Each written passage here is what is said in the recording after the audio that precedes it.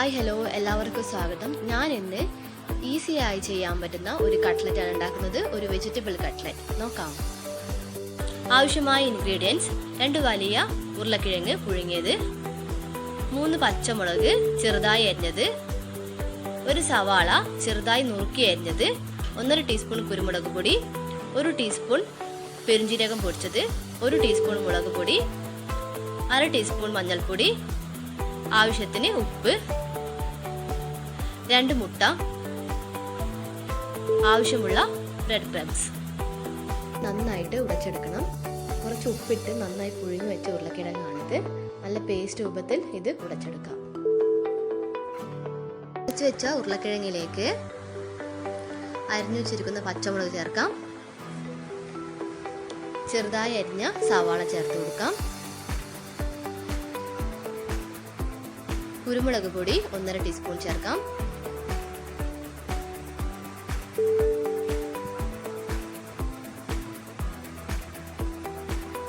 പെരുംജീരകം പൊടിച്ചത് 1 ടീസ്പൂൺ,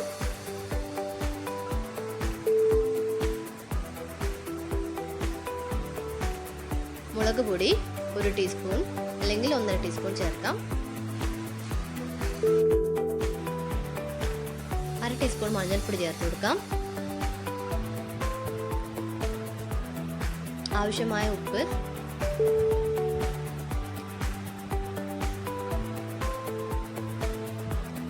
എന്നിട്ട് നന്നായിട്ട് മിക്സ് ചെയ്തെടുക്കാം.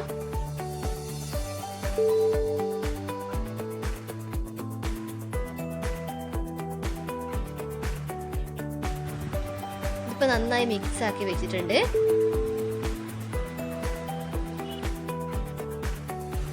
ഇനി ബ്രെഡ് ക്രംസ് എങ്ങനെ തയ്യാറാക്കാം എന്ന് നോക്കാം. ബ്രെഡ് അതിനായി പൊടിച്ചു വെക്കുക. മുറിച്ച് വെച്ച ബ്രെഡ് ഒരു മിക്സി ജാറിലേക്ക് ഇട്ട് നന്നായിട്ട് പൊടിച്ചെടുക്കാം.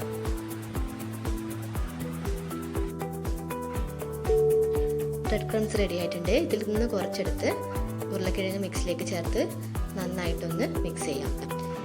കുറച്ചായിട്ട് എടുത്ത് നല്ല ബോളാക്കി ഒന്ന് പരത്തിയെടുക്കാം. കയ്യിൽ വെച്ച് നന്നായിട്ടൊന്ന് ഷേപ്പ് വരുത്തി പരത്തിയെടുക്കാം, ഒരു കട്ട്ലറ്റിൻ്റെ ഷേപ്പിൽ.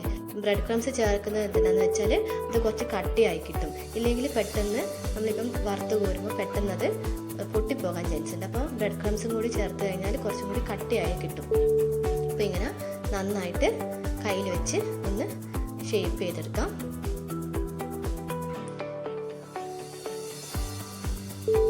അങ്ങനെ എല്ലാം റെഡിയാക്കി വെച്ചിട്ടുണ്ട് ഞാൻ.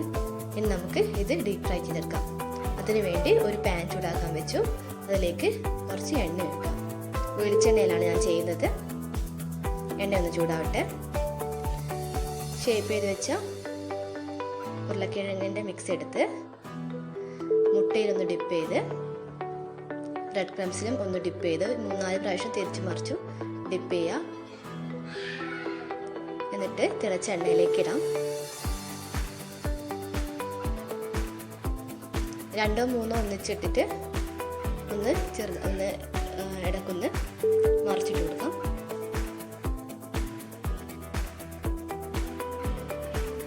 ഒരു വശം വെന്ത് വരുമ്പോൾ ഒന്ന് മറിച്ചിടാം.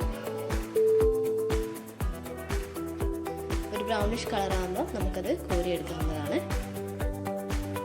ആയിട്ടുണ്ട്. നമുക്കൊന്ന് കോരിയെടുക്കാം. ഒട്ടാണ്ട് ഇടയാണ്ട് നമുക്കത് കോരിയെടുക്കാം.